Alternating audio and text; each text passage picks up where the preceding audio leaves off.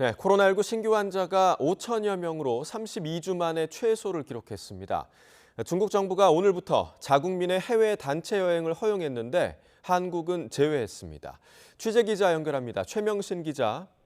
네, 최명신입니다. 네, 신규 환자가 5천 명대까지 내려왔는데요. 자세한 발생 현황 전해주시죠.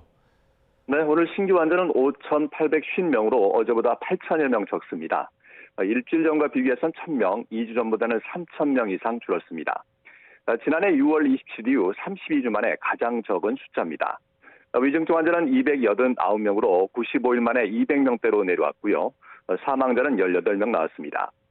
방역당국은 지난달 설 연휴와 실내 마스크 의무 조정에도 방역 상황이 전반적으로 안정을 유지하고 있다고 평가했습니다. 우리 못지않게 관심이 가는 곳이 이웃나라 중국의 발생 현황인데 중국발 입국자의 양성률도 점차 안정을 찾아가고 있습니다.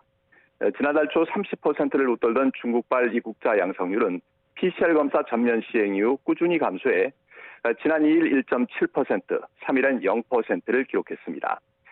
중국발 입국자에 대한 방역 상황이 안정세를 보이면서 이달 말까지로 예정된 방역 강화 조치가 조기에 완화될 가능성도 제기되고 있습니다. 현재 중국발 입국자에겐 PCR 전수검사 외에도 음성 확인서 제출과 단기 비자 발급을 제한하고 있습니다. 다만 중국의 춘제 영향이 어떻게 나타날지 그리고 중국의 방역 통계가 안정적으로 계속 공개될지가 방역 완화를 결정하는 주된 고려사항이 될 전망입니다. 이런 가운데 중국 정부가 자국민의 해외 단체 여행을 부분적으로 허용하면서 코로나19 이후 첫 중국인 단체 관광이 오늘부터 시작됐습니다. 하지만 중국의 해외 단체 여행 재개에도 당분간 한국을 찾는 중국인 단체 관광객은 없을 것으로 보입니다.